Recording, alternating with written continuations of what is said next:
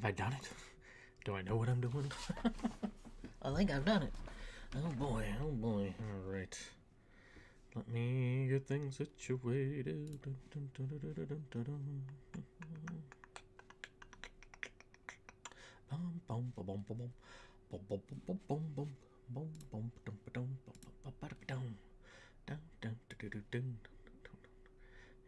Apologies, I'm gonna have to do a couple things here.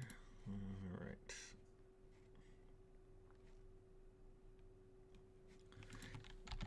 As in the typical, hey, I'm a doing the thing. I'm doing the readings and the likes. Oh boy. Dun dun dun dun dun dun. Oh,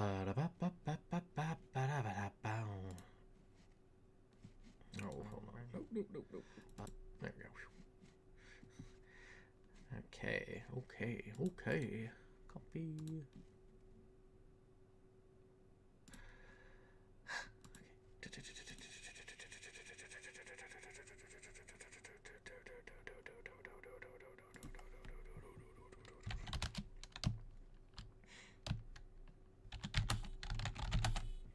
Oh, for Pete's sakes, are we seriously? You know what I've really come to dislike is that how you just try to copy the URL or the link and paste it elsewhere, and instead what it does is just takes the title. For whatever reason, I don't know why it does that.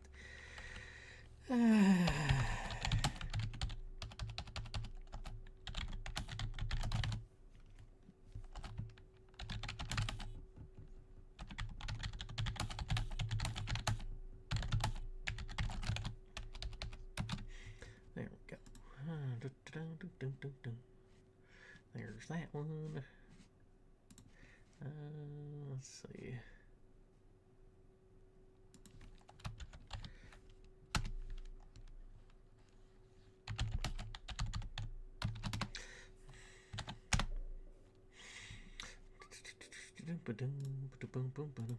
Okay, there's that. I got one more to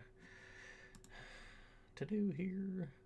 Post. I should have had this all set up, but I was listening to some music, gathering ideas for, because I've shifted to sort of weekly with a little tabletop thing I do.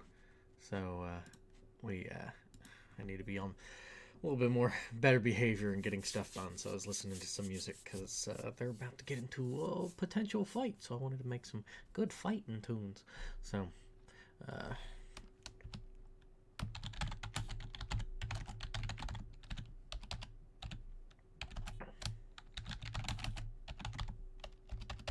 wow, if I could learn how to type.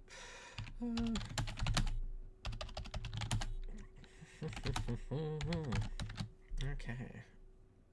Bam. There we go. Alright. All that is situated. Now I can close all these tabs. And by all these tabs, I have like 4. I'm very tab minimalist compared to some people. Some people have a ridiculous amount. I can't do that. I can't function like that. I don't know.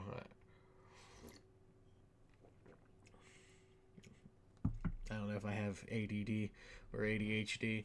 I don't know if it just conflicts enough with the OCD of not having a bunch of tabs.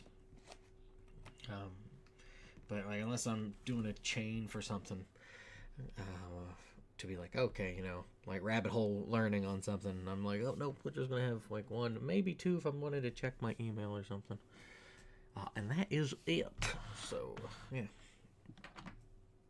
I can show you my wiener. Look at that. Look at my little wiener. Isn't that it's a little necktie? Ain't that fantastic? Oh gracious. All right. So what has gone on since the? Let's see. I'm trying to think. How many chapters did we get through? 13, 14, 15, I think. I really should have double checked that. I apologize.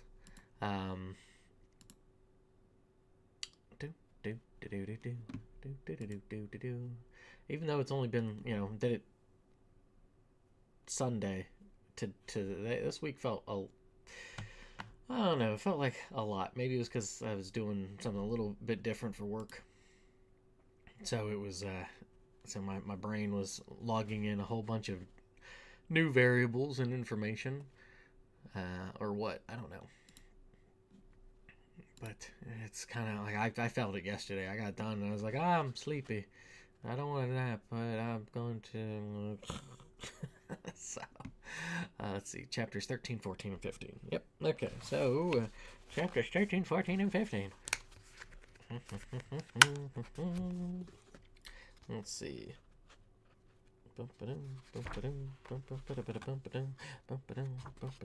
13. Alright, so 13, we took Tamelia's perspective, and as well as 14, to get an idea for the religion of Otumu, this monastery that's in this dilapidated part of the area. It's Old Walleran, so they're going to Walleran, which isn't terribly far away, but far enough away that it's kind of separated itself over time. And yeah, it is. They've kind of. It's not really explained in the book, but basically, they had kind of a logging area close to the forest, and then they just kind of shifted over there. That's kind of what happened with it. But it's not really important to the story, so I didn't really write it in there. But when the old part of town went under, where the monastery currently is, due to violence and such, they moved over that way and stuff. And yeah, that's what it is. But yeah, just a bit of understanding of like kind of some different like religious interpretations of what possibly happened, and Tamelia being a little bit more open, and just kind of understanding, as opposed to Jaharl. Jaharl doesn't really he's not even really a part of it. Part of that's because Tamelia's her own person and Jaharl's his own person, and they have kind of some different interests and stuff that kind of pull them and push them in different ways. So yeah.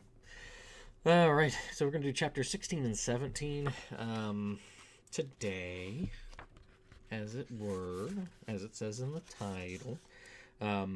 16 is fairly lengthy compared to what it has been, and that's the next chapter we're doing. 17 is a bit shorter. I might try to squeeze 18 in. We'll see. We'll see. We will see. I kind of don't think. I think 16 and 17 will probably be the extent of it. Yeah, but we'll find out. So that, and also I don't have it nearby, but now it's over there. I've finished one notepad, and I'm working on the second one now for writing on stuff, so I'm excited about that. So I'm making some headway into part 2. So exciting. Alright, here we go. Chapter 16, Walleran. The guard elbowed his comrade harder than he intended, and bobbed his head slightly in apology. Check your eyes, Malco. We have old Ripson coming in. He squinted toward the east. Is he? Well, I've known since my eyes weren't working, but thanks for helping an old fool like me out. Is he coming to attack the town? The guard's answer came out as a low growl. No. Then leave my ribs out of it, Destrian. I can see him plainly as I can see your ugly face. Malco shook a fist in the direction of the approaching party. My ugly face? You look at yourself lately? I heard milk from your mother's tits soured when she tried to breastfeed you. Oh, you leave my poor mother out of this. You've never even seen her. All right, then. I wager it's been your ugly mug that's been frightening the kids at night. Ain't like yours is any better. I can't see how Thea can look at you. Poor girl must be blinder than a skeleton buried in the dirt. Shut it. A sharp smirk cut across Malco's face. Oh, soft spot, huh? Soft spot, eh? I said shut it. Destrian brought down the butt of a spear, hard onto one of the brownstones of the road leading into Walleran. He shot a rancid look at Malco right as the group reached the gate. Well, Ripson, didn't realize it was time for another one of your journeys. And with a retinue. Maybe King Quentin will heed your warnings this time, eh? Ripson bristled at the guard's mocking tone. Spare me the snark. Destrian, have you heard anything new? Always the serious one, aren't you? You'll wrinkle and dry out before the few hairs I have left on my head fall out. He rubbed his balding head. But no, haven't heard anything since Janine and Yerian disappeared. The two Mahrians shot each other a worried glance. Then they turned to Dieter and Josephine, who only responded with silence. Concerned yet curious, Tamilia stepped up beside the monk. Disappeared? Oh, wait. Before I continue, where's my pen? My noting pen. I call it my 38 special because it's a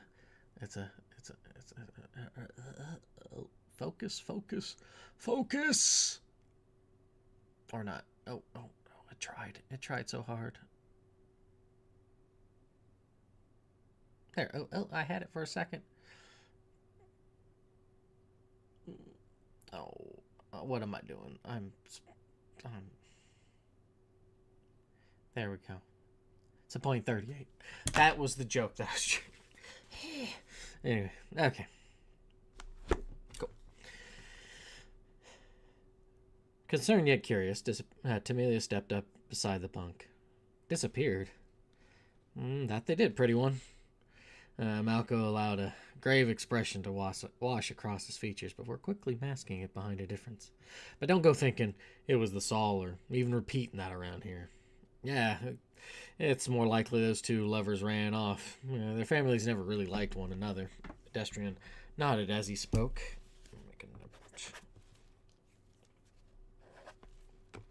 Lovers? Does that mean... nay, the blessed couple already came back. That's right. Raban and Sari. But thinking about it, you two aren't going for the blessing, are you? Mighty long time since Saedra's calling, and right before winter. Yeah, that'd be a rough venture back, unless you're heading through Rowan to steer clear of the snow when it comes. Again, the younger pair traded looks before Tamilia answered. No, we're heading west to visit my uncle. He's the representative of Mahri on King Quentin's court. A chuckle poured from both the guards. Malco shook his head. A damned odd time to be sightseeing Perail with the war going on and the Saul breathing down our necks. Dieter mouthed the question to his wife and received a nod in return. The monk remained quiet, still waiting to be granted permission to enter the town. The young woman crossed her arms and grunted. Well, I don't think it's that funny. Right, we had to leave from Mahri at some point, and we were told to do it now to get the travel bug out of us. Or to get the travel out of us. Or that, or you'll never want to go back. Destrian teased a smirk. Oh, dip your head in honey. We love where we're from. The guards laughed again. Sure, loving one's hometown doesn't mean you have to stay there your whole life.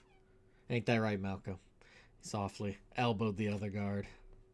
Yeah, it's been a long time since I've seen mine. Where would that be? Jarl displayed an honest curiosity to know.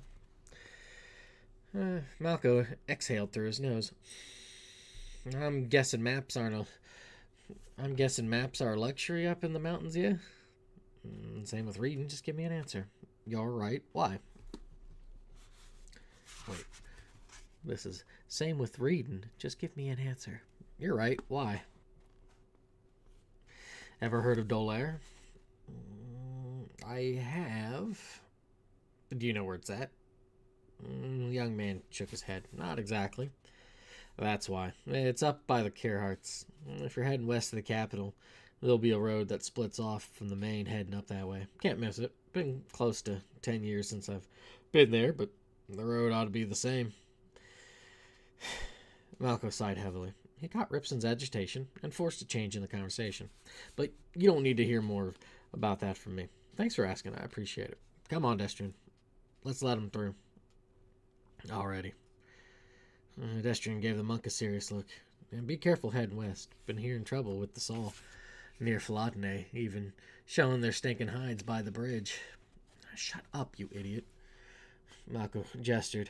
inappropriately as at his fellow sentry. Then he turned to Ripson. Only rumors. I haven't seen anything like that myself, and I haven't received any orders or warning from Flodney about any attacks. Just people talking. The monk frowned before nodding, as they are wont to do. Yeah, like they do. The two guards parted to opposite sides of the open gate and motioned for the group to enter. The five scurried their way within the walls of Walleran, where they were greeted to the sights and smells of a proper town and not some hamlet or small village or trading hub. The stench of the masses living together, a combination of human odors, smoke, and cooked meals, thickly permeated the atmosphere. Walleran sat directly at the entrance of the folial forest, which made the forest look like a flaming mantle sitting on the town's shoulders. Juxtaposition against those screaming colors of fall, dull muted browns and grays shaped the town's buildings and streets. Blocky, misshapen stones formed equally uneven homes, as though the town had been built elsewhere and carried to its current location, while nearly being toppled over in the process. Across many of the homes, banners of green and yellow lazily hung the walls. Lethargically, there we go. I can't even read out loud. Lethargically, flapping at the slightest breeze. On some of the rooftops, people carefully repaired the thatch damage from the storm from yesterday. At the street level, citizens darted about their business, taking care of their duties at hand. Some carried baskets filled with various goods. Others gossiped about the latest rumors. Others still gathered in groups, some smoking and eyeing passers-by, while some congregated at makeshift benches and tables to gamble away their possessions over cards and games of dice. Guards routinely patrolled the streets to ensure civility, which did not seem to be too difficult of a duty today. What do you think of what that guard said? Amelia asked her friend in a hushed tone. Jaharl remained focused on their new surroundings as he answered, Not much to go off of, but that one seemed pretty sure that it's nothing but rumors. Or that one seemed pretty sure it was nothing but rumors. Do you think they're okay? His eyes met hers before he slightly bowed his head in the affirmative. Of course. I hope you're right. She quickly looked away. Ripson led the way through the main thoroughfare, pointing out some buildings of particular interest, such as a cobbler's home, a bakery, and some of the butchers. Moving through the market, which was smack dab in the middle of town, he waved to some of the vendors he believed were worth visiting. Lastly, he pointed down the road at an inn, which was not too far from where they were. With the seasons change and nothing too festive for a little while, I imagine Gamel's Inn will appreciate a little patronage. Ripson nodded politely to a woman nearby who sat in a daze, daydreaming on all the things she wanted to be doing instead of the sweeping she was neglecting. Once she snapped out of her reverie and recognized who the monk was, she smiled and nodded in return. Tamila leaned close to Jaharl. I guess he's not too bad if people are being openly friendly to him here. To maybe he paid him. With what, angry scowls? The two friends turned to each other, faces rigid with mock anger, making sure they didn't run into anyone. They avoided others walking in the street and continued to stare at each other. They began to change their expressions to grumpier ones until Jaharl flared his nostrils to one side and exchanged a frown for a wide grin, which Tamelia cracked and laughter flowed. What was that, you idiot? He watched as she mimicked his response. He didn't even try to contain his laughter. I don't know, but it definitely looked sillier on your face. Oh, before she could add more, the pair noticed the other three had stopped to figure out what their traveling friends were doing. Both Mahrians fumbled for an explanation, which neither one was readily prepared to give. In turn, this made Ripson answer with a disapproving scowl, which only made the pair laugh harder the moment they saw it. To be so young again, eh? Josephine smiled at the irritated monk. I was never so foolishly careful. So foolishly carefree. change my sitting position.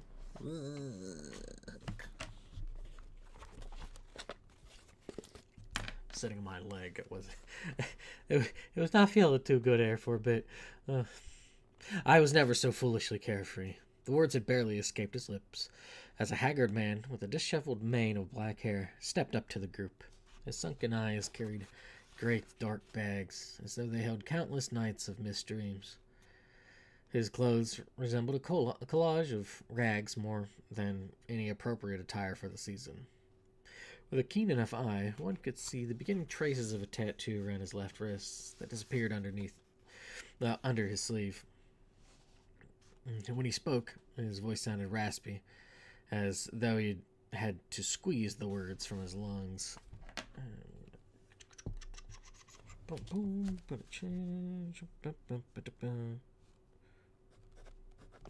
Okay. Ripson. I knew I'd see you one of these days. What replaced the monk's scowl was less a smile and more a hardened, emotionless stare. Okay. I think that's how you say is Geriminus? Geriminus. I have names in it. So look here. That's a name. Geriminus. That was an actual name. I I looked that one up because I was like, I want a name in there, and that's yeah. I think that's how you say that. Geriminus. I did not expect to see you here. Not yet, at least. More's come up. You may be... The sickly man glanced at the monk's traveling companions before finishing his thought. You may be happy to hear what I have to say. That's so. Ripson watched him gesture, with his head toward the others. Cautiously, the monk turned to address the group. All right, I have some business to discuss. I will meet you at the inn afterward. The four exchanged glances before Dieter spoke up.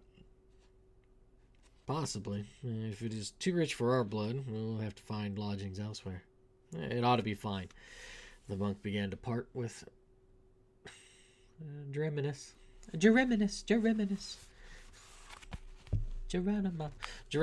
before stopping and spun around. He pulled out his coin pouch and tossed it to Amelia. The trip from here to Flodnay will have us camping for a night. Make sure we're stocked up appropriately. Sure. She finished what she had to say, but the monk was already gone.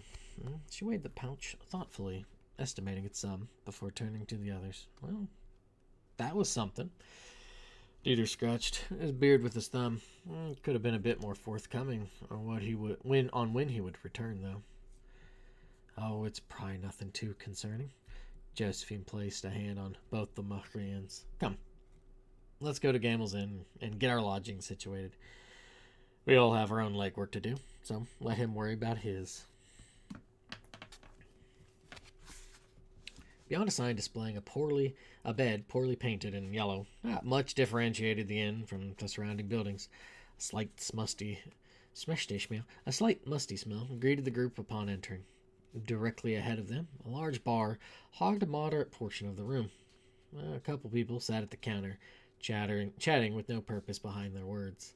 Behind the counter, a middle-aged woman with her brown hair tied back to keep out of her face methodically bounced back and forth, counting and checking the barrels of ale while murmuring one thing or another to herself. Most of the other space in the room was populated by empty tables and chairs, but on the opposite end of the room, to the group's left, a wide set of stairs led up to a platform before vanishing out of sight. Why, hello there! The working woman stopped what she was doing and politely gestured for the group to come closer to the bar. I'm Fanoa, and this is my inn. Well, it's mine and my husband's, but he's out running errands, so it's all mine at the moment. Is your husband's name Gamel? Dieter faced his wife. Gamel is what he said, wasn't it? Yeah, that's my husband. He is getting into trouble. Is he getting into trouble or something? I don't get a lot of strangers asking for him by name. The innkeeper shot a pensive glance at the two younger men at the counter. No trouble, Josephine smiled. A new friend of ours recommended that we come here to possibly stay. His name is Ripson. Tall guy. He's a monk at the monastery east of town. Fanoa cocked an eyebrow upward. Always grouchy? Is he anything other than that? He can be, but it's like finding a fish in a puddle. It's easy to spot, but I'll be damned to explain how it got there. After a short laugh, the old woman sprung into action and introduced everyone. I'm Josephine, and this is my husband Dieter. We're from the farmland south of Clohol, and the two younger ones are Jahar and Tamelia, and they're from Mahri. Pleasure to meet y'all. These are my sons, Ander and Asher. She pointed to the two men at the bar before beckoning the group to come even closer. Come, sit down. They don't bite. They barely even chew the food. They barely even chew their own food. Learn to talk. Learn to read. Come on. I can do this. I can do this. Gracious. With much less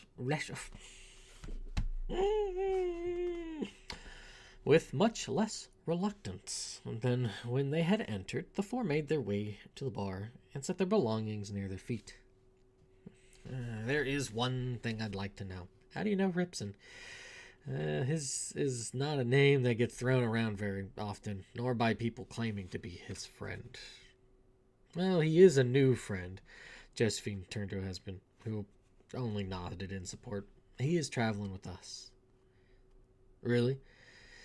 Next you'll be telling me that the birds and the fish have an alliance, and they're going to start storming us by land. Jarl and Tamelia stifled a chuckle. Fanoa slapped the counter. But before that, I must take care of business. You said you were wanting to stay the night, yeah? The farmers pivoted toward the younger traveler, their two younger travelers, as they were the ones still carrying anything that could be used as payment. Jahar leaned against the counter. Honestly, we aren't really carrying much money. Fanoa grunted. My bleeding heart. Ripson knows I'm no charity. Come on, let's see if we can reach an agreement. What can you offer me? Well, our weapons are not on the table. Dieter crossed his arms over his chest. Nor should they. Unless you're hiding some jewel-encrusted rarity.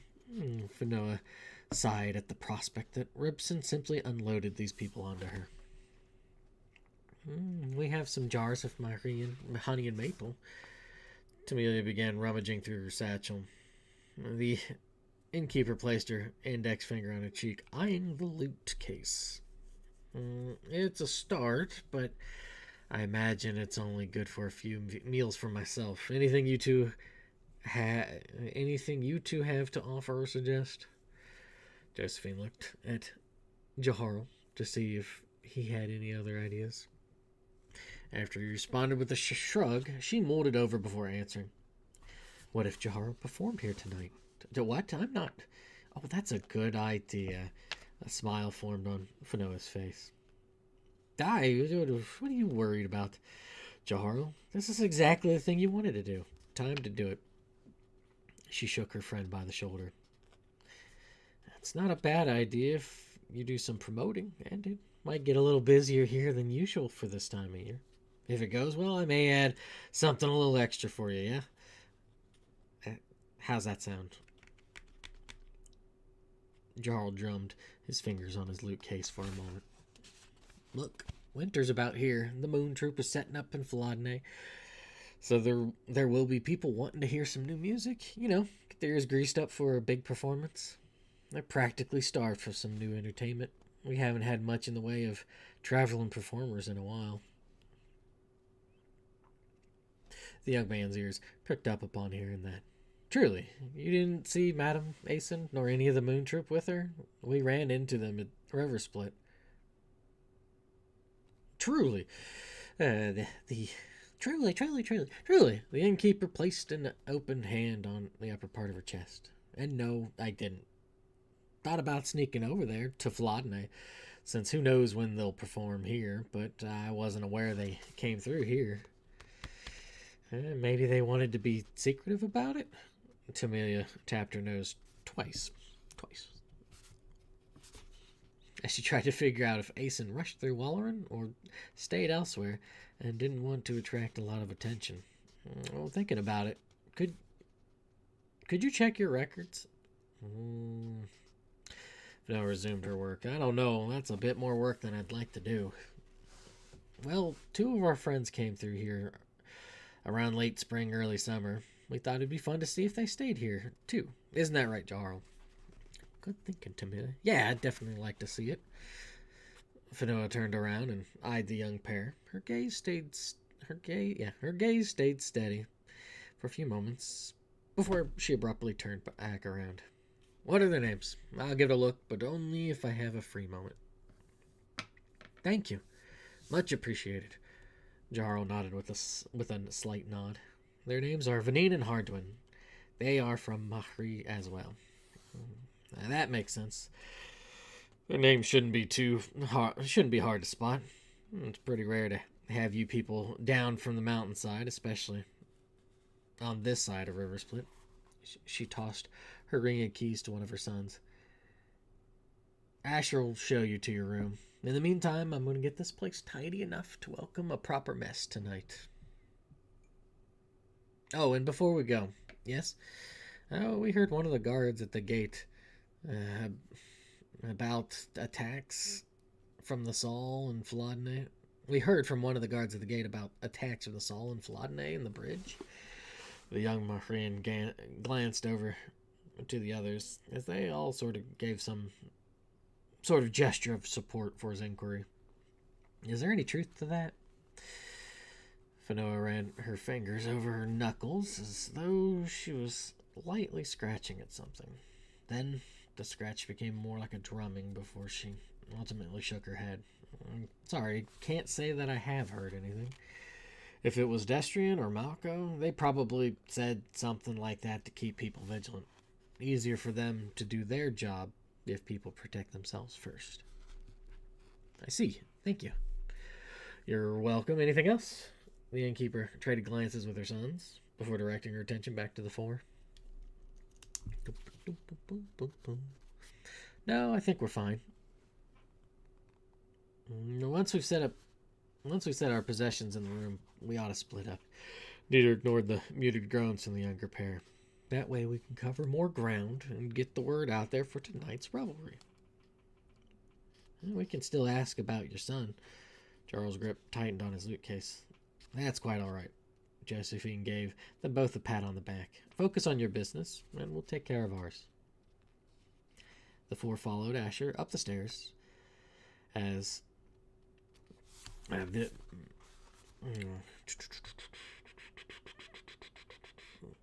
the 4 followed Asher up the stairs as the Mahrians agreed to their traveling partner's instruction.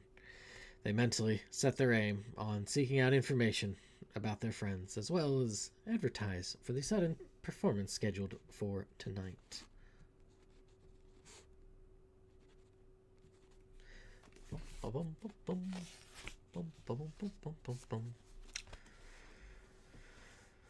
The first couple stops proved to be anything but informative for the 2 friends. Between being pressured into buying useless trinkets, which they narrowly avoided, and overly friendly drunks getting far too close for comfort, they continued their search cautiously and filled their hearts with hopes of encountering fewer headaches. They explored the alleys and side roads of Walleran before finding another promising inn some distance from Finoa's.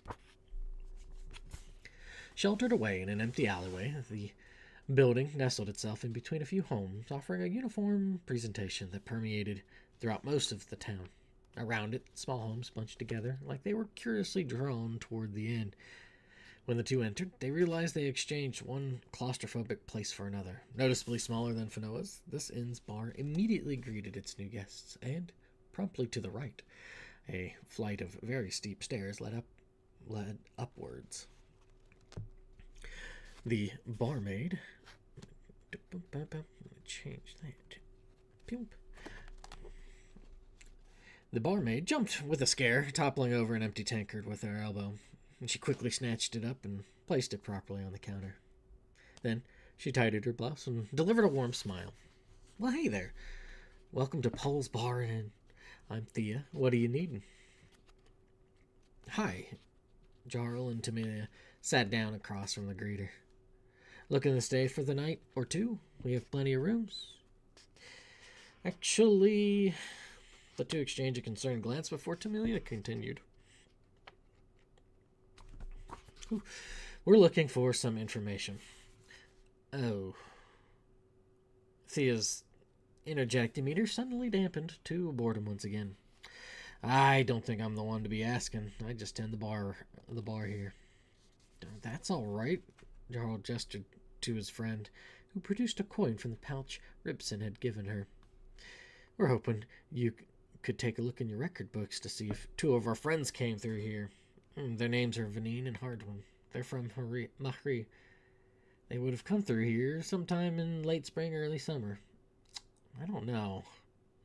She eyed the coin Tamelia held. Add another, and I'll break away from my busy work.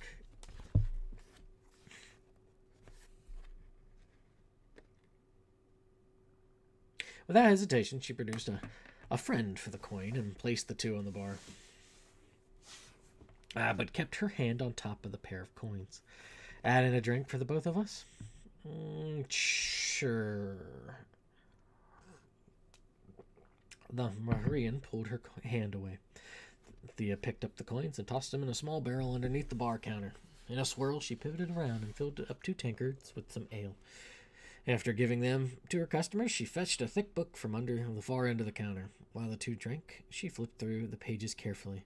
Late spring, early summer, late spring, late summer, late summer, late summer. Okay, a little closer. Early summer still. You said Mahri, right? You two from there too? Tamelia finished her drink with a swig. Aye. Yeah, we're going to the capital and wanted to see where our friends stayed while they came through. Okay. Meeting up with them in the capital, yeah? I hope you already have a meeting place set. That place is huge. Sure, you could say that. Jarl let out a weak laugh, though the ale didn't taste too good. It did its job in masking the bitter taste of wine. He downed the rest with a large gulp. You've been there before? Couple times.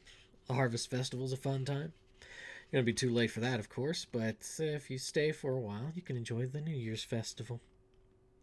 You'd be pretty much ready to party once those celebrations start up. She stopped at a particular page and thoroughly studied the names and hometowns listed. That's good to know. Tamelia rotated her empty mug, silently wishing for more. Yeah, it'll give us a chance to get familiar with the capital before it becomes too busy. Jarl turned from his friend to Thea as she continued to meticulously search through the ledger. Have you found something there? The two pushed their empty drinks to the side. Maybe. I think I'm close. Thea flicked to a different page. Maybe. Mahri. There! She poked the book hard, nearly tearing the page. Then she turned it around and pointed at the entry again. Jarl and Tamelia sheepishly looked at what they could only interpret as a series of dashes and lines and swirls. The bartender shot a steely look at the pair. You said their names were Hardwin and Vanine, right? Again, the two from Mahri shyly traded glances while answering in unison, aye. Ignoring their less than excited reaction to her discovery, Thea tapped the ledger once more with the back of her hand, sliding her knuckles across the parchment. Well, that's what's written here. They were here in the early summer. Oh, now I think about it, they must have gone to receive Sage's blessing, yeah? Tamelia seized up, nearly toppling over her empty tankard, while her friend gripped the handle of his tighter and tighter. The moment stabbed the air with icy worry. Jarl was first to recover, and shook the paralysis off. Wait, how'd you guess that? Without missing a beat, Thea pointed to more scribbles within the tome. Marked in here. You probably don't know about this, but those who are going for the blessing stay free. It gets marked in the records, so no one tries to cheat us. Oh, that makes sense, he quickly added in an effort to guide the conversation away from any more pointed questions. I'm going to make a note about something. I need to make a note about something, because this will be important later.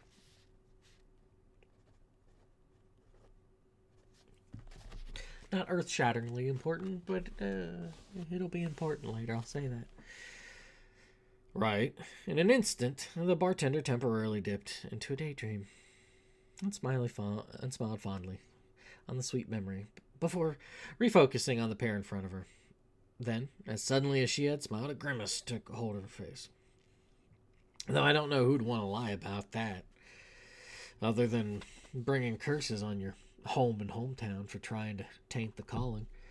Risking having your head going for a trip away from your body, or slaving away in the quarry, just doesn't sound like my idea of fun. That doesn't sound good at all. He frowned as he absent-mindedly picked up his mug to take another drink, only to be greeted by air, which made his frown worsen.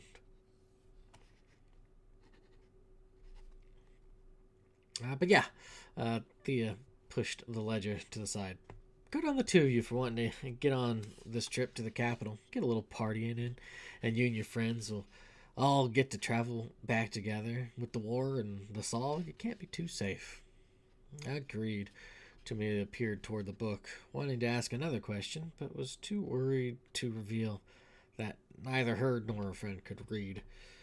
She slapped the bar as their other duty popped into her head. Oh, so this might not be appropriate, but we're staying at Fanoa's Inn, or Gamel's Inn, whatever they call it. Yeah, not surprised, but why are you telling me this? Thea eyed the pair as she slightly leaned back. Because he's going to be putting on a performance there tonight. She waited as he pulled his instrument from its case. It should be fun, especially since who knows when the moon troop will come through Walleran. Right? Theo closed the book and placed it back in its resting spot. Oh, I'm so mad that they're only going to be in Philodene. There's no way I can make it all the way over there. But tonight? Sure, I can do that. Paul won't mind anyway. Not like any of the innkeepers have any bad blood with each other. Maybe a little jealousy, but that's about it. Having accomplished their goals, the two friends thanked Thea and departed. The sense of the town they were greeted to when they entered earlier had flown away, riding on the wings of strong gusts that also snaked their ways into and throughout the alleyways. Having decided to continue their search in case their friends were staying elsewhere, while returning with the blessing, the streets of Walleran welcomed the pair and their exploration. From road to road, crowds dwindled, like a creek weakening into nothing more than a trickling stream. Smoke hovered in the town's air, like a light fog in the early morning, making everything look somewhat hazy. For the two travelers, their luck stayed at the inn with Thea, as each innkeep or bartender they encountered afterward wanted far more than the pair were able to afford. Eventually, they relented and returned to the main road and to the market. The brightness of the mid-afternoon day provided little in the way of warmth, like a false promise whispered into one's ear, as it was unable to cut through the smoke. Some of the farmers and merchants had already closed their shops and set foot on the road to be home before dusk. The remainder still tried to charm as many of the passers-by as possible to relieve them of their coin. We probably should have done this first. Jaharl gazed at some of the food being sold at one stall from afar. It looks like we're going to be left with the baker's choice. Aye, better off spending it back at those inns and telling Ripson we lost the money. To me, the stomach grumbled disapprovingly. She cast a sorrowful look downward. I hear you. Not looking to lie to everyone we meet, though. Didn't stop you from telling some of that Thea barmaid, did it? Sly glint sparkled in her eyes as she pointed at her friend. She's cute. Maybe there is room in that heart of yours for someone other than Vanine. Jaharl slapped away a poking finger intended for his chest. I thought we agreed not to talk about that. She shook her hand. A bit touchy there. It was just a joke, and I'm not laughing. Oh, lighten up, Bitterbee. You know damn well that I care about Hardwin as much as you do for Vanine. Doesn't stop it from hurting, though. Okay, go pluck the ass hairs off a pig if you're going to be upset about it. I'm not upset about it. Sure sounds like you are. Look, okay, I've got about 100 things going through my head right now. This may be one of them. That may be one of them. But it's near the end of the list. I'm trying to figure out what songs I should play tonight. So having to talk about Vanine and Hardwin, it's really not something I want to do right now. We know they stayed here at least. That helps. Readjusting my seat. My butt. Okay. Wait. She stopped in the middle of the road and gave him a dubious look. You're nervous about tonight? He continued walking. You can't tell? She let out a boisterous laugh that drew the attention of people nearby, which prompted her to catch up to him. Moments later, they were back to their search for food and soon found themselves in front of a seller who still had a moderate amount of goods for sale. Though her stall was no larger than the ones next to hers, jars and boxes covered most of the ledge. The jars were lined up like glass soldiers. Each row consisted of a single color. Blues, reds, and yellows sparkled as the weakened daylight peeked to catch sight of what was on display. Beside those jars, 10 small wooden boxes were stacked together, creating 2 towers of 5. On each side, a piece of cloth stuck out like a lazy tongue. One stack had pink tongues, while the other had light brown ones.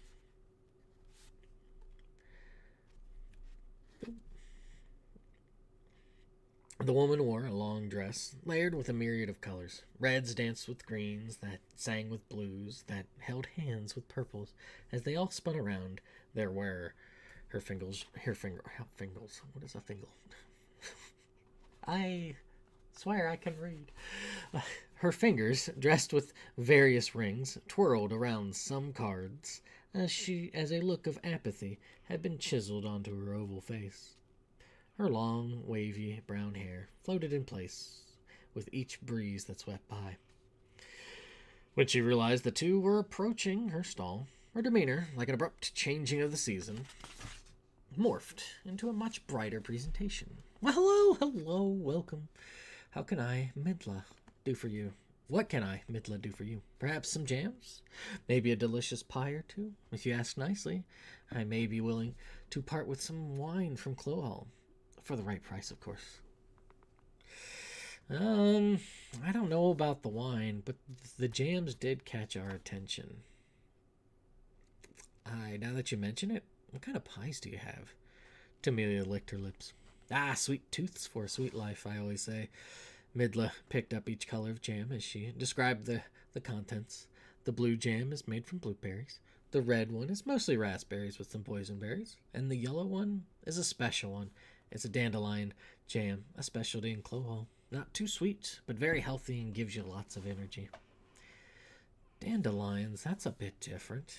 Tamelia chewed on the side of her tongue, as one does. But if it's from Clohall, maybe it's something that Josephine and Dieter will enjoy. The young man studied some of the jam jars more closely. It might be something that they have a lot of down where they're from. Oh, good thinking.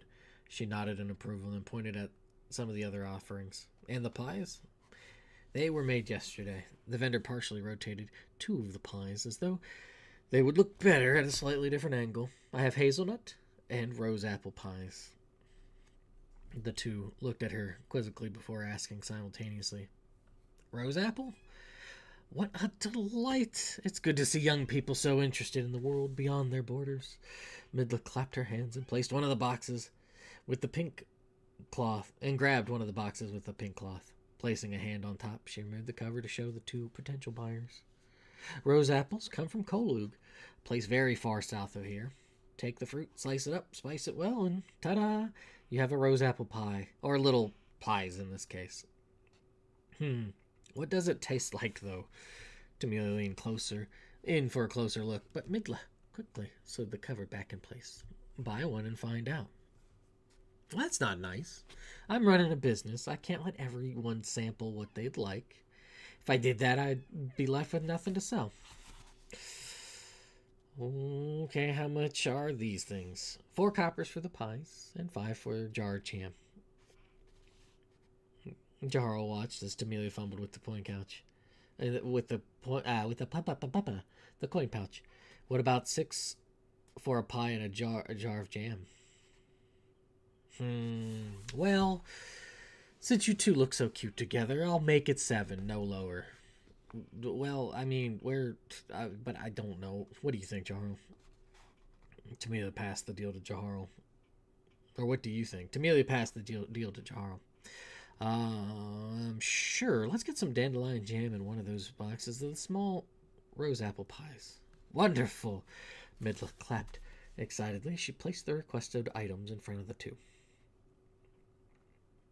She set the money on the ledge and grabbed the pie while he took the jar with his free hand. Midla thanked them both as they left. I'm going to make a note on something here. Okay. Before they could do so much as blink, they saw another seller, still offering a variety of vegetables. This man splayed out on a cushion, more ready for a nap than to do business. He waved in acknowledgement once he saw the pair approach his shop. In a flash, he was on his feet, prepared to sell everything if they had the coin for it. Greetings, you two. I, Sahir, have fresh and wonderful foods for whatever meals you are looking to make. What is it that you are looking for? We want to have enough food to get us to Falatne. Falatne, huh? That would be a 2 or 3 day trip, depending on how fast or how slow you hiked. Oh, that's not too bad. What do we have here? Let's see. Some red potatoes, leeks, carrots, celery, cabbage. You have a whole lot of different food. I do. I work with a group of farmers to make sure I can offer a wonderful variety to people like yourselves. What do you think, Jaharo? He surveyed the foods once again. Let's get some cabbage, leeks, 4 or 5 potatoes, some parsnips, a couple squash, mushrooms, bag of salt, and some thyme. Sahir nodded after each food mentioned and placed the items to the side. Once he noticed the request had stopped, he mentally calculated the cost of everything. Stroking his chin and mumbling to himself, he eventually settled on a price. I'd say all this 10 coppers, and that is a good deal. Tamelia dug deeply into the pouch and produced the requested amount, which nearly exhausted the money Ribson had given her. After the exchange had been made, she looked at the pie box she had. How are we going to carry this all back? Your friend is carrying a case. Put it in there. That's for my loot, though. Unless you plan on juggling all that back, it's going to be another trip. I don't have any buckets to offer you. Fine. Jaharo passed the jam to Tamelia and pulled out his loot. After resting it against Sahir's shop, he filled up the case with all the produce they had purchased. With quick, jerky motions, he closed it and picked up his loot. Sahir eyed the Maharian's belonging. That is a nice instrument. I don't suppose you are willing to part with it, are you? Say a few handfuls of silver. Not a chance. The words darted out of Jaharl's mouth. The seller acquiesced with a soft bow. I did not mean to offend. Many are willing to sell even their most prized possessions or more for enough coin. Resolute, Jaharl held out his loot. I'm quite all right. Yeah, and he has a performance tonight at Fanoa's Inn, or Gamel's Inn. That one down the road. Tamelia pointed off to the west. I am aware of that inn. Sahir nodded slowly, rubbing his chin. Will you come then? That I cannot. The seller, not wanting his buyers to leave with a negative mindset, he added, but as a way to ask for your forgiveness for the previous insult, I will let others know of your performance. I appreciate it. Thank you, Sahir. He leaned to the side before catching himself. And I'm sorry for being rude to you. It's not a problem. The seller smiled widely. In turn, remember to treat Sahir's name kindly, in your prayers and out in public. Tell others to visit and buy plenty. We will, Tamelia waved, and Jaharo bowed his head slightly as they departed. Along the way, the pair openly advertised to anyone who would listen to visit the inn tonight for some entertainment. Some had absolutely no interest, but there were a few that seemed more than ready to have some sort of fun to wash away the day's boredom. As the two friends stepped closer and closer to their destination, anxiousness crept from Jaharl's gut into his fingertips, like worms squirming through the soil after a fresh rain. That is the end of chapter 16. So a little bit of going around town doing some stuff, and just some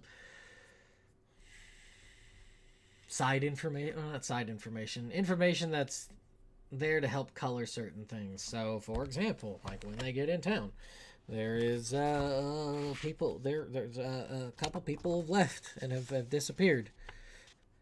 Janine and Yurian. That's a bit troublesome. However, they're not part of the blessed couple. So, makes you think. Also, a little bit of a different name, Sahir. Sahir is actually he's a Rowenian.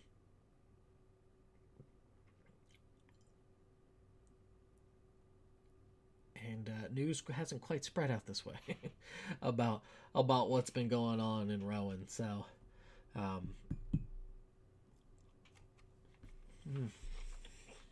delicious biscotti until I make a mess.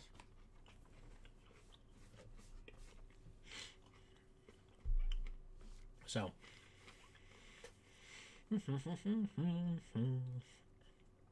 but yeah, that's a good chapter to just kind of get a slice of life for Jaharl and Tamelia out and about in a little town.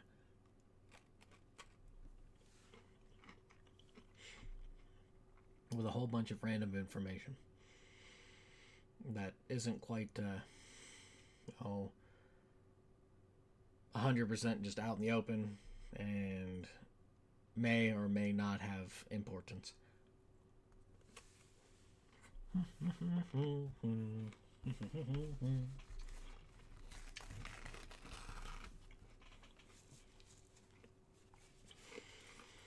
this also helps because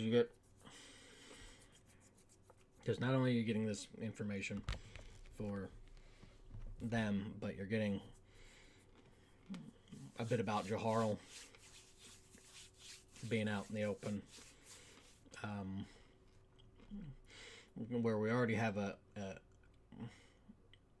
at least with somebody else, because when he's by himself he seems to be a little bit more introverted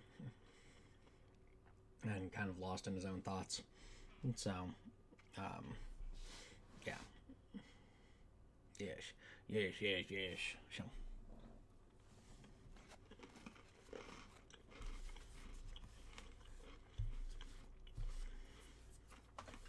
I will say this has one of my favorite lines earlier in the chapter. Just about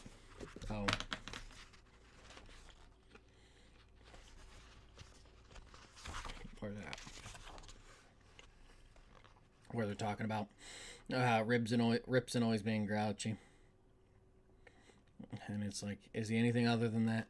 He can be, but it's like finding a fish in a puddle. It's easy to spot, but I'll be damned to explain how it got there. I love that line. I don't know. There's just something about it. That's just so like cozy, comfy, little banter. And that's the other thing, I guess, is it's there's this weird juxtaposition, but it's an intended weird juxtaposition of the, there's a lot of saying that there's concerns and dangers all about, but for the most part people are comfy. There's not been really a lot to contend with and stuff. So, but that's purposeful. That is done by design. I'll leave it at that. Let's see here. Chapter 16 for the index. There is a mention for the blessed couple, and that is the couple anointed as the current representation of Katos and Olia, who are the two original humans saved by Saedra. Each settlement taking part picks a couple, which is generally done for political and popular gain. Out on the far edges of Perail and beyond, that is not so much of their concern. So, it is certainly much more of a kingdom thing, but some do that are neighboring kingdoms and stuff do participate less, more so in the political sense. Sometimes it's kind of like, okay, maybe there is some fortune to be gained by doing this. Back in our own history as human beings in the ancient Mesopotamian, and Greece and all throughout history, there would be like the god of the city state that was like Marduk or something of the sorts. Apollo, Athena. So they were. It's almost like their champion, rah rah. So you kind of have a little bit of that, but on a little bit wider scale.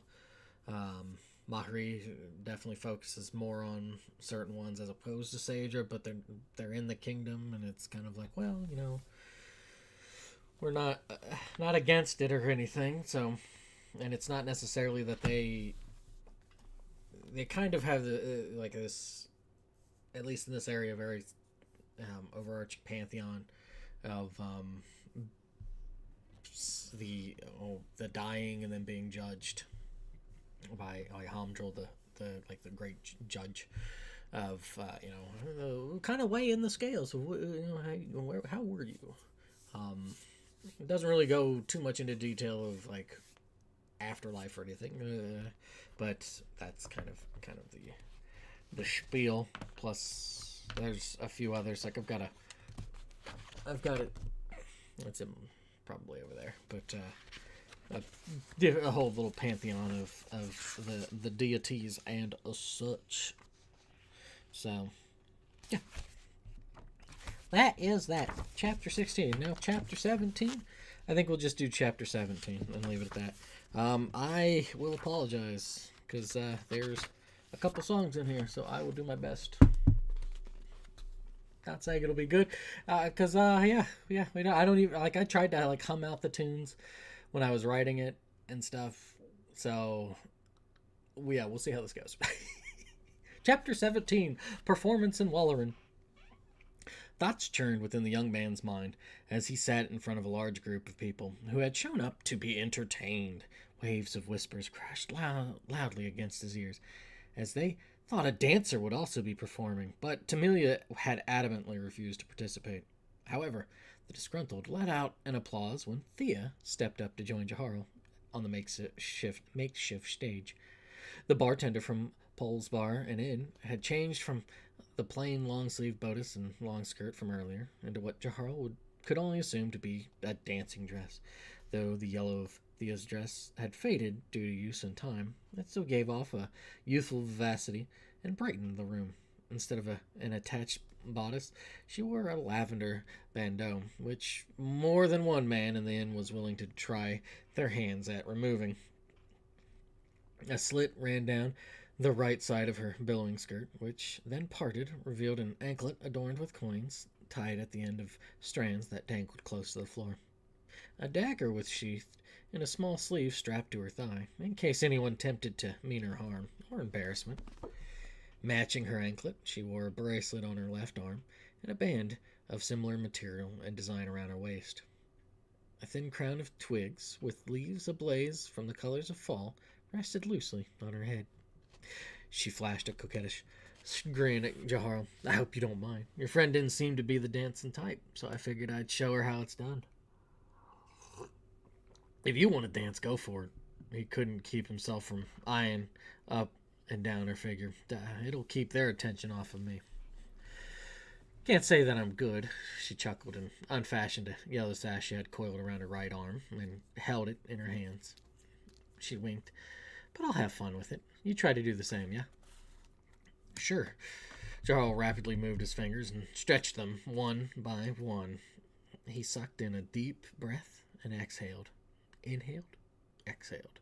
Inhaled, and then it goes into the thinking.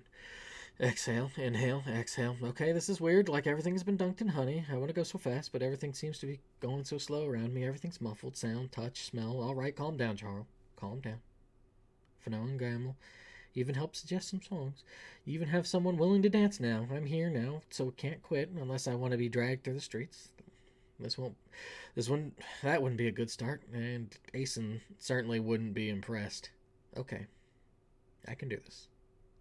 I have to do this. No, I must do this. He picked up his head and looked in the view of the took in the view of the filled room. Not quite jam-packed, but there were more than he was expecting. When he spoke, his words first came out as a dry cough. Then he cleared his throat and remained focused on the task ahead as he forced his words over the din. Thank you for joining us tonight. My name is Jaharo, and you all probably know her. If not, this is Thea. We're going to play a bunch of songs, dance, and have drinks. I hope you enjoy. Have fun tonight.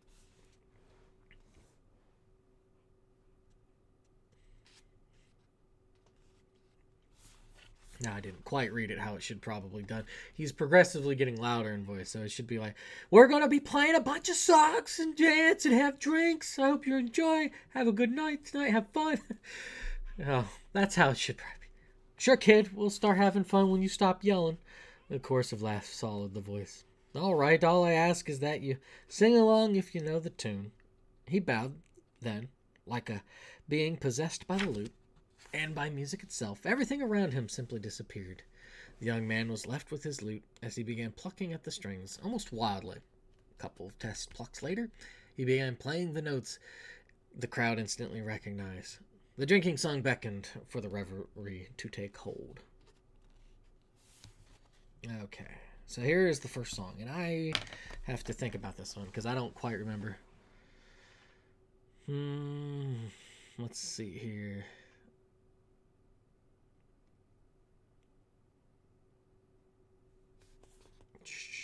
Because the other one, I remember the tune a little bit better, but this one, I don't. All right, so it's like,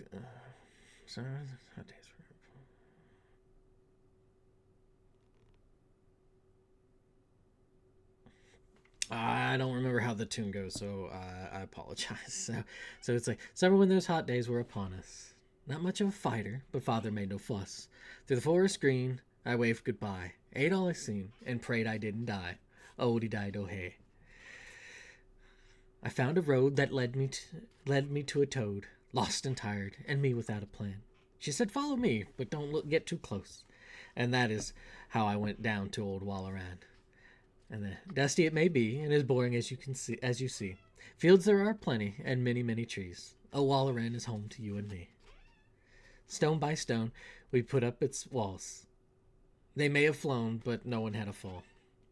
With pipes alit, the night did come. Mosquitoes bit, and one got me on the bum. Oh-de-di-do hey.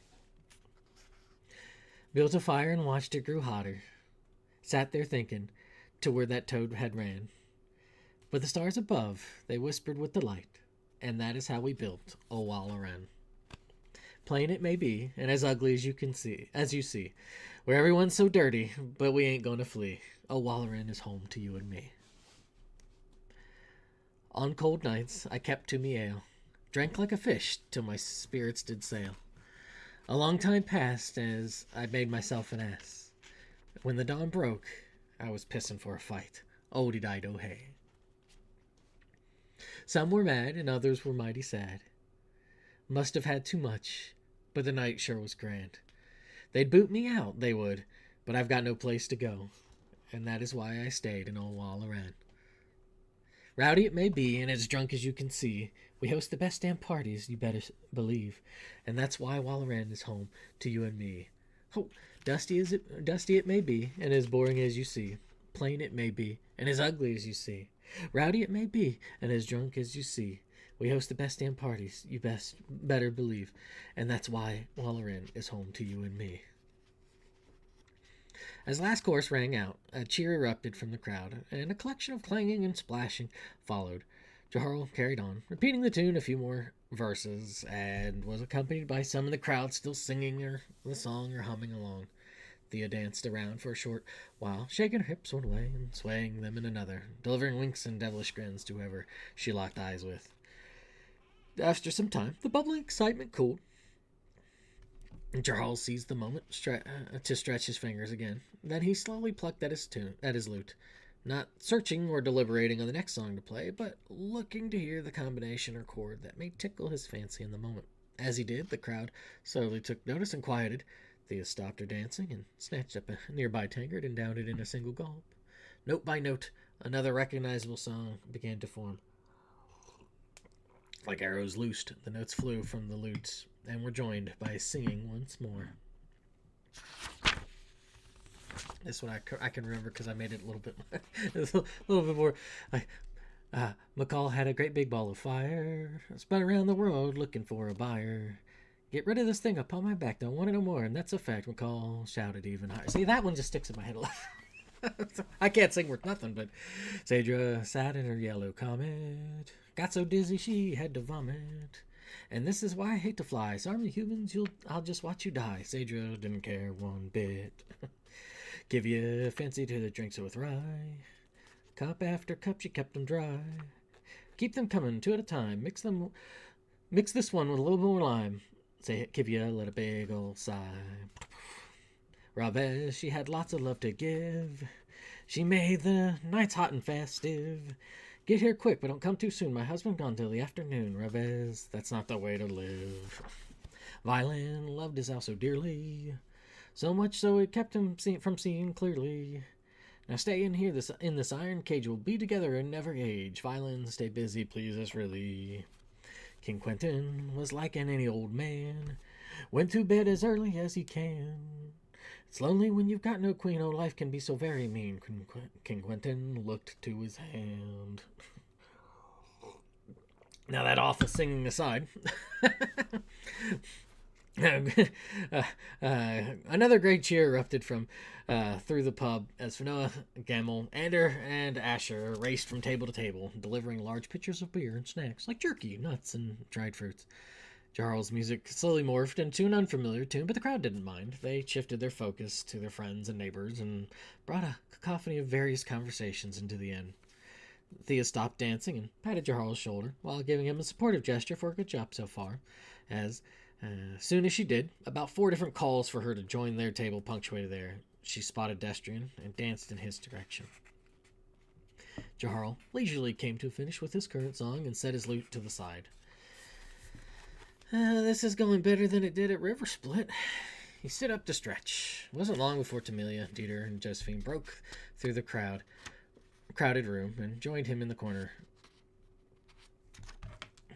Hey, looks like all that worrying's been for nothing. Huh? It looks like all that worrying's been for nothing, huh? His friend's voice sliced through the noise. I'm still young, but it's a good start. He chuckled and turned to the elderly couple. What do you think of it so far? I bet you've seen plenty of parties in your time. Indeed. A solemn tinge marked Dieter's face. Usually, they've been for celebrations, like for a good harvest, or to beckon welcoming weather, or for the coming of age. Not too keen on insulting the gods. It's an easy way to call upon disaster to settle in one's heart and home. Josephine shook her head. Dear, you are far too serious for your own good. He grumbled as he jostled at his wife's remark. Am I, though? Yes! She grabbed her husband's stiff shoulders and turned him to face the crowd of people inside. It's all for a little bit of fun. The world would be a whole lot more stale if everyone was as stern as you are.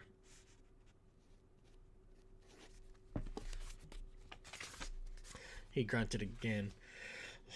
A lot more would certainly get done. Oh, you're as bad as the rest. She playfully shoved him and tousled his hair, which earned her a glare from her husband. Jarl checked the crowd for their new traveling companion. Have any of you seen Ripson?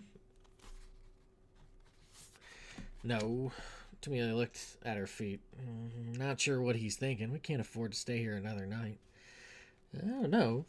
If I play well enough, I know it might make us stay longer. He watched as Xander and Asher darted from one table to the bar and back with some more beer.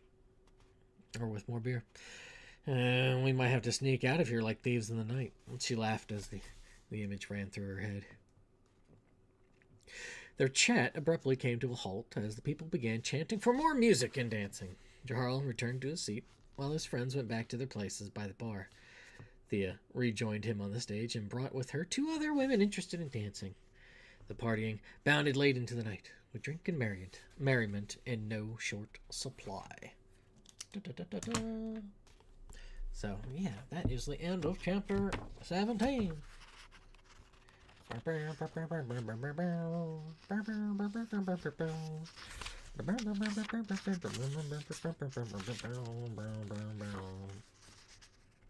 Alright. So, I wish I could remember how the tune of that first song went. Because I want to say it was kind of something along the lines of, like, inspired by, like, the Rocky Road to Dublin. But I haven't heard that song in a bit of time.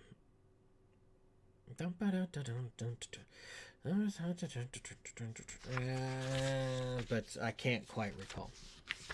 But, yeah, the first song is basically about talking about Walleran, right? Like how Walleran came to be.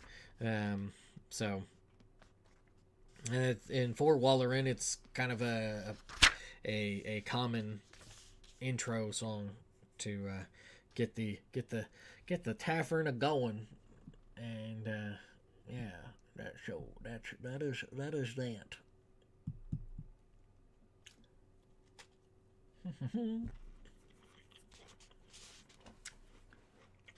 But more importantly,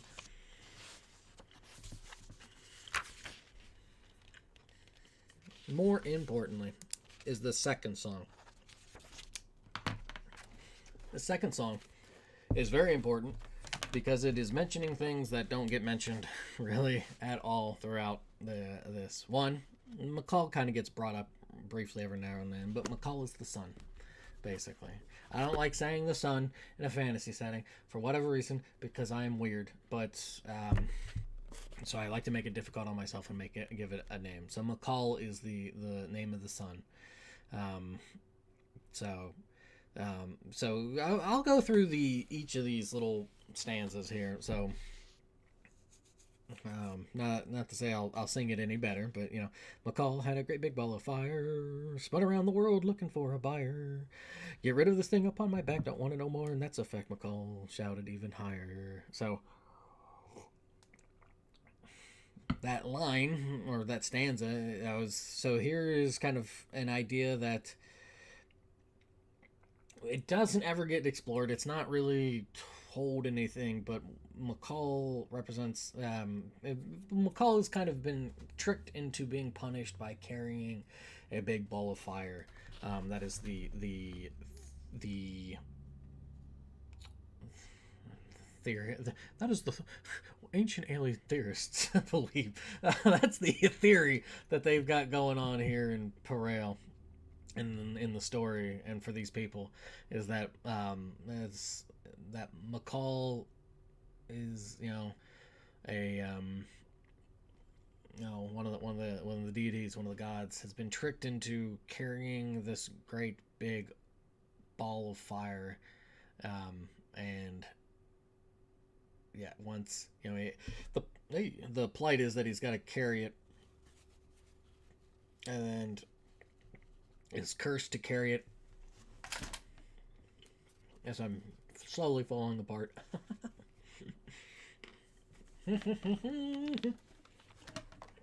Don't even need the headphones on, whatever. But he's forced to carry it. And then once he gets over the horizon, pushes it. So That's kind of the kind of thing. Why is he? Why is it so? That is the curse for allowing certain things to happen that happen to some of the other gods. So, and that is his eternal punishment until otherwise stated. But that's never mentioned in the book. Like, there's no point for me to bring it up. There's not really. Like, there could be a time to have it as a phrase at some point, but there isn't. At least in part 1, and it hasn't come up in the 140 some odd pages I have of part 2. So,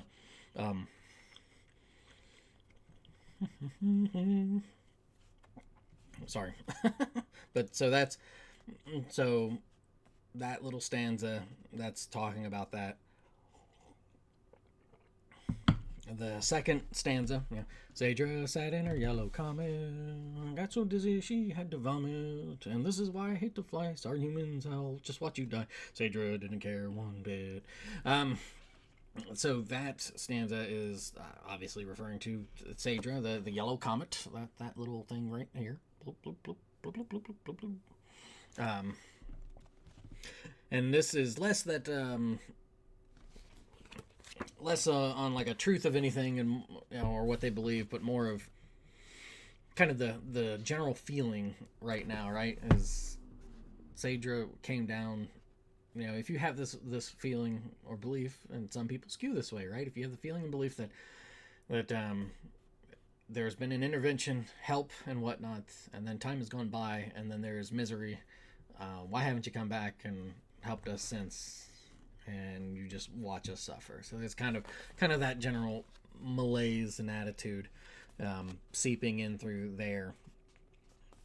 And then the next one here is give you fancy the drink so thrive. Cup after cup she kept them dry. Keep them coming 2 at a time. Mix this one with a little some lime. Give you let out one big old sigh. Kivya, and this is something that would have been more prominent in the games. Or game, and it'll come up a little bit more in part 2 and stuff, but Kivya is like the kind of like the goddess of drink, and in certain areas, in certain locales, in certain locations, in towns and stuff, smaller villages have no interest in it, might not be a part of it and whatnot, but that Kivya is like the goddess of drink, so somebody is considered like the goddess of drink, kind of her representative, and she is let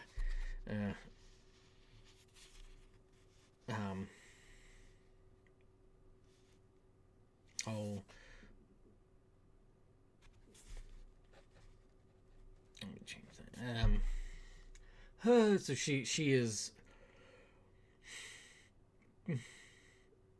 It was just kind of something to give a little bit of a flavor for different little towns and stuff, and then there's this person, and she, in mythological sense or stories and tales for Parel, she is she has like they're not suitors, for lack of a better way to put it, partners that she decides to choose and whatnot, and but it's almost like kind of in a way of doing the explanation of alcohol and drunkenness being a little bit fickle, a little bit fickle in a certain way, how it can fickle and how it can affect people, right? And then also just like I'm not making the best of decisions here. Let's bring it down. That's kind of what she's, but it's really not been something that it definitely doesn't really come up in part 1. In part 2 it might be a little bit more, but it is much less of a thing than what it was going to be kind of in the games. In the games, being able to just kind of explore a bit more would be something that's kind of like in the background of additional flavoring and stuff. So, yeah. All right. Next, Ravez had lots of love to give. She made the nights hot and festive. Get here quick, but don't come too soon. My husband's gone till the afternoon, Ravez. That's not the way to live. So Ravez is the goddess of fertility and lust. Yeah, she causes some problems in like myth stories and stuff that get brought up. So yeah, she has a lot of that. That doesn't come, like I said, doesn't come up in part one. This will come up a bit more in part two, but yeah, she is a bit on the naughty side, and so she, to tie in, she's actually, in the mythological sense, married to Atumu,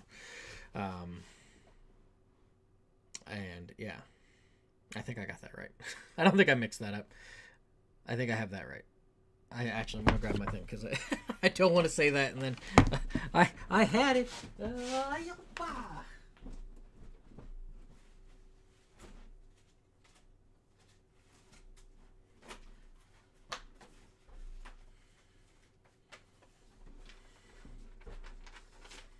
Oh, I had it right. Yes. Okay. I will not show it because it's a little hard to see it, but Ravez has a lot of different suitors and stuff, but she is technically married to Atumu. So yeah, whoops. So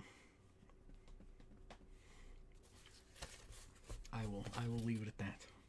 So, and obviously, condemnation of cheating on your spouse. Not a great leap to make. All right, next. Violin loved his house so dearly, so much so it kept him from seeing clearly. Now stay here in this iron cage, we'll be together and never age. Violin, stay busy. Yes, please, really. So, Violin is the god of death, and got mentioned briefly there. Technically, Violin is considered the son of Ravez and Atumu. Yeah, he had an owl that he actually got from his father. His father had this owl, and he liked the owl. He treasured the owl, and then he was very, very set on keeping the owl kind of sequestered away. So, dun dun dun. But yeah, that's why they're like, yeah, stay busy. You don't really need to bother us right now. You stay over there. So that's and I think that's actually the Violin might get mentioned once more in this book, but that's it doesn't get not a lot of talk about the god of death, but yeah. So that's why I'm saying this is kind of important, but I don't really do it in the index so much because I feel like if I would have done that in the index, it would have been really, really bloated. So it's like, well, it's just going to be, it's something that is easily accessible. So you can have an idea to kind of have this for it. Because I know I'll add in like the Pantheon and stuff later. I don't, because if I think you give too much detail and then you'll be able to be like, okay, I can see where this is, and then it's like, is it really that important? So it's like, we'll just keep it back until after everything and be like, oh, okay, that's kind of neat. That's kind of the game plan that I'm going with it. Anyways, last stanza. And then King Quentin was like any old man. Went to bed as early as he can. It's lonely when you got no queen. Oh, life can be so very mean. Quentin looked to his hand. So King Quentin is the current king of Parel. And yes, this is an issue. Line of succession. He is not, he's not like ancient, but he is getting old and has no heirs. So it is starting to become a little bit of a concern. And so the people, that's another thing people kind of turn to twist the dagger on and be like, mocking, not terribly mocking of the deities, but if somebody's a little bit more on the religious side of things, they might see this as a bit more mocking, even if it is just kind of some of it just sort of more straightforward tellings of things instead of what have you. So but that is that. So there is a concern. Those are some worries. That is where we're going to stop also. So bam. So apologies for my bad singing voice. I think the second song is a little bit easier for me to do than the first song until I can remember exactly how the sound of the words are supposed to go. But that's on me for not doing more. Okay. But yeah, we'll leave it at that. Next week, I will have to read on Sunday because I am being forced to work Saturday, so I will have to turn. Oh, that's probably why. Yeah. Okay. I will have to make make up for not being able to read Saturday until April 6th.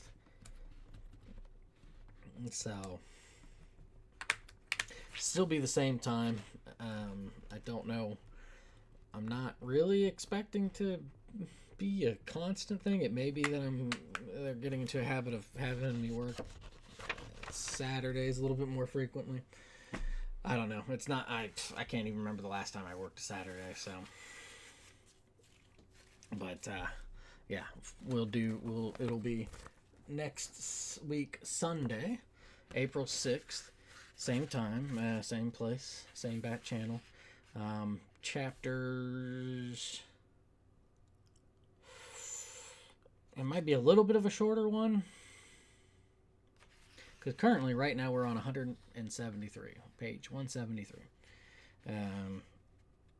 Out of 432-ish. Just to guess. So, yeah. So, it might be just chapters 18 and 19. Actually, no. No. Yes, actually, yes. So we'll do 18 and 19. Because I'm looking at this. They're a little bit... Well, no, I'm just doing math wrong. One's fairly short. The other one's a little bit longer. But chapter 20 is a fairly long one. So, kind of have to... I want to see what is the title of it? Okay. Yeah, so chapter 20 is a fairly long one. And it might even be something that I only do chapter 20 the following, and then, yeah. So, but it's good. Sometimes it's good to get just that big dense, or a denser chapter, and just kind of go from there. So, woo. But that is it for this reading this week. Thank you. That's all I got. Enjoy your day, weekday, weekend. Enjoy the rest of your weekend. And I'll catch you next time. So thanks. Toodles.